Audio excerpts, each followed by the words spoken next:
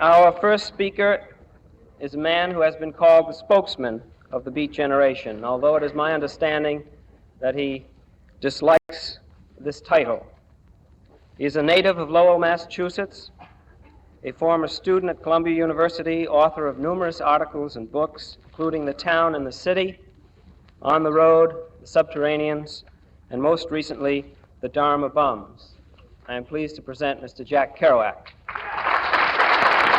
Well, you know I never was a beatnik, don't you? Yeah, we know that. You know what a beatnik is? All right, I want to know. I heard something said before, but I missed it. Well, usually some guy says, I hate my father, I hate my mother. So they leave home in Indiana and they come to New York. They write a line of poetry. They type it up in a great big expensive $5 binding book. Put it on their arm, put on sandals, roll a little goatee, walk down the street, say they're poets. It's just a kind of a fad. It was invented by the press. Listen, if I'm a beatnik, I was a railroad brakeman, a merchant marine deckhand in wartime. Beatniks don't do those things. They don't work. They don't get jobs. I admit that now I can't get a job.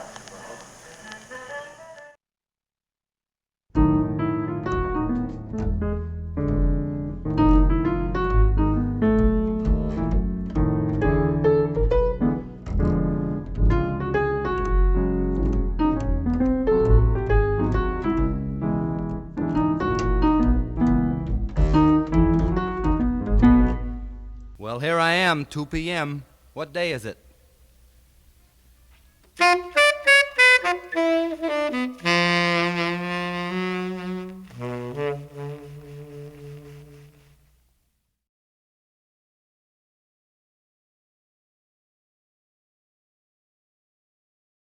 No telegram today, only more leaves fell.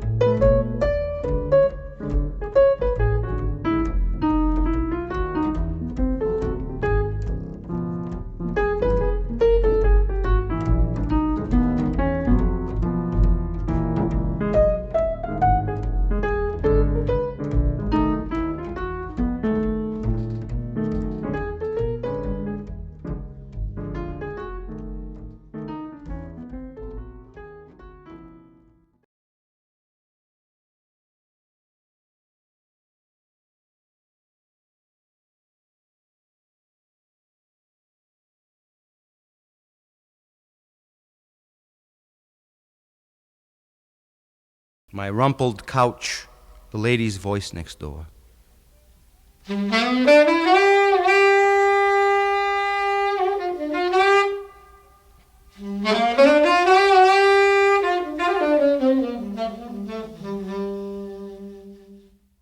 The postman is late. The toilet window is shining.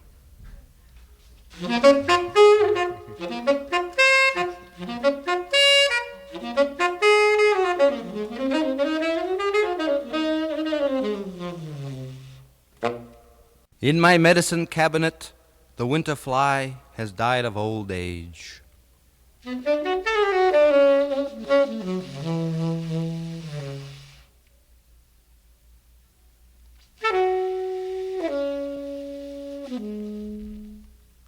Crossing the football field, coming home from work, the lonely businessman.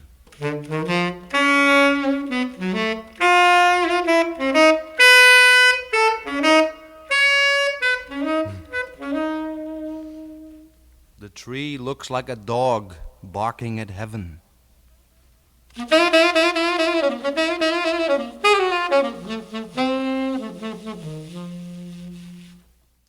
The barn swimming in a sea of wind-blown leaves.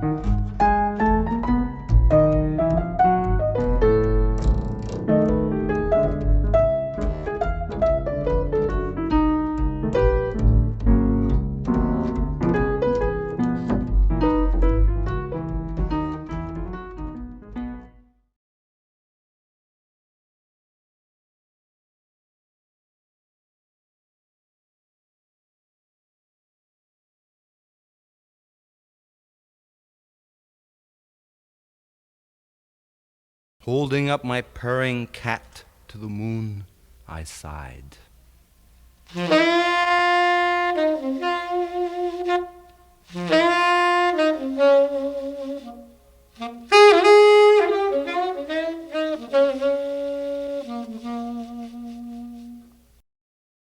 subject for tonight's discussion is there a beat generation?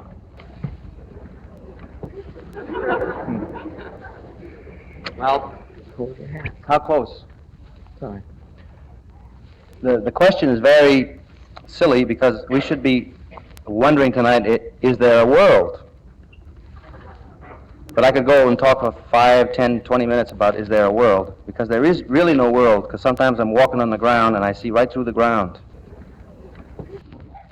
Therefore, in conclusion, ladies and gentlemen, I dedicate this poem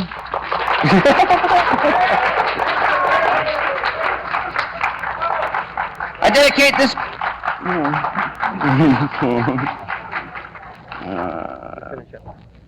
no, read that poem.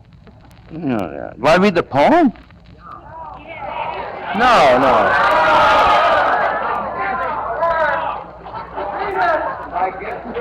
But one final poem, gentlemen. I have to finish my thing, my Dal. I'll go down and beat your head in. Unless you beat my head in. This poem, I dedicate to human suffering and human salvation. You're not listening. The poem goes, love's multitudinous... I told you, Alan, you... Love's multitudinous boneyard of decay. The spilled milk of heroes.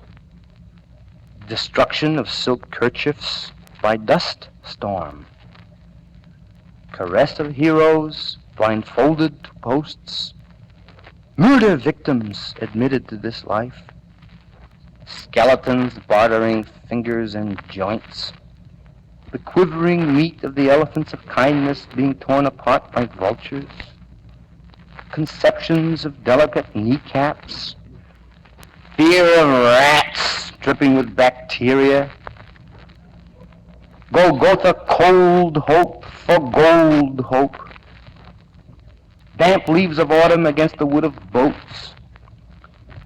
Seahorses, delicate imagery of glue. Sentimental I love you no more. Death by long exposure to defilement. Frightening, ravishing, mysterious beings concealing their sex. Pieces of the Buddha material frozen and sliced microscopically in morgues of the north. These are the severed gollets, more numerous sense. And it's like kissing my kitten in the belly. The softness of the reward that we'll get. Yes, I know. In the morning frost, the cats step slowly.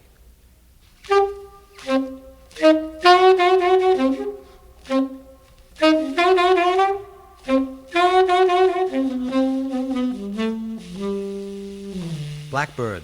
No! Bluebird! Branch, still jumping.